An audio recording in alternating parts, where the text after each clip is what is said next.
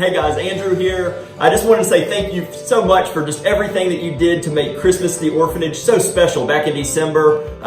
The gifts that you gave, the sacrifices that you made to make Christmas at the orphanage happen, just blew us away. We were able to have Christmas as we always do, just in an incredible way. Blew the kids' minds, just the presents they were able to get, the fun we were able to have.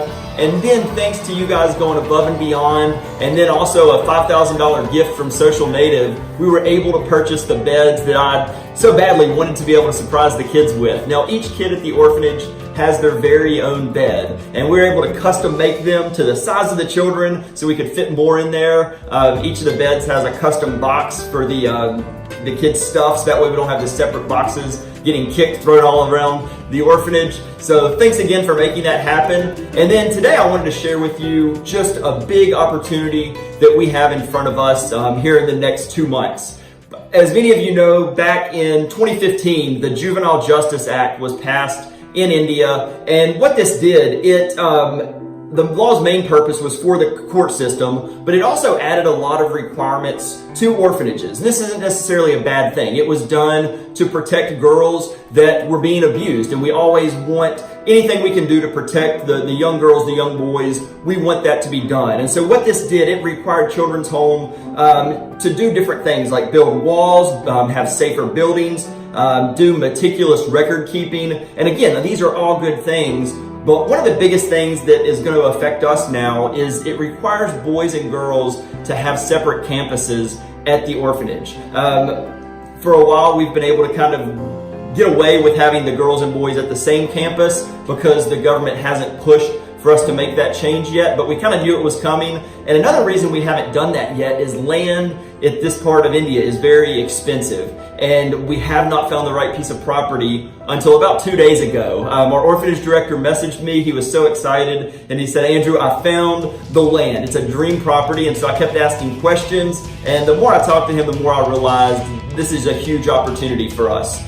This property is only a few hundred yards away from where our current orphanage sits at. It has everything we need. It has 2 buildings. One house would be the perfect place for a caretaker and his family to live, or Rachel, who you were introduced to yesterday. If you haven't seen that post, go back and learn about Rachel.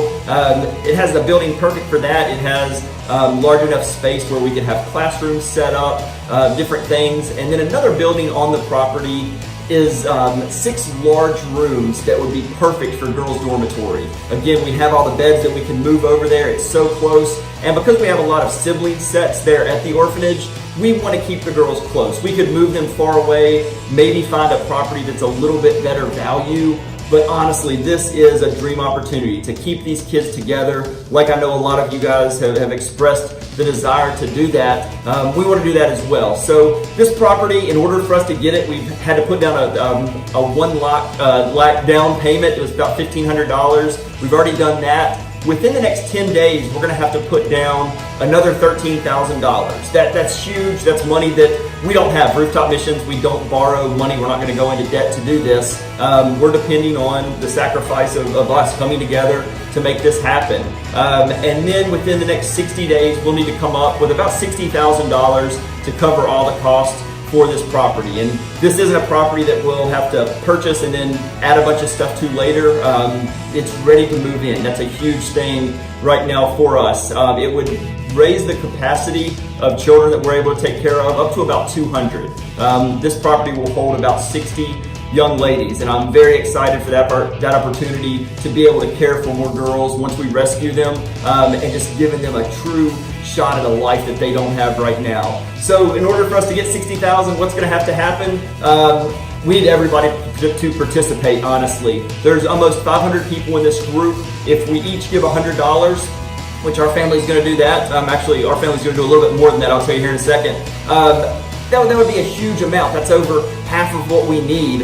And I think all of us honestly can do that. So pray about doing that as a family. And then we'll need some people to go above and beyond, give $500 or $1,000. And I'm praying for about 25 or 30 people that as a church, as a family, as a business owner, or as somebody that works in a business, you might be able to do a fundraiser and give $1,000. And that's what our family's going to do. And I'm going to challenge some of you guys to do that as well. So you'll see the link posted here below. Check that out, share that, invite some people to join us, because we're going to need, again, all the help we can get, but it's worth it. These kids are so precious to us. I know they're precious to you by the way that you give.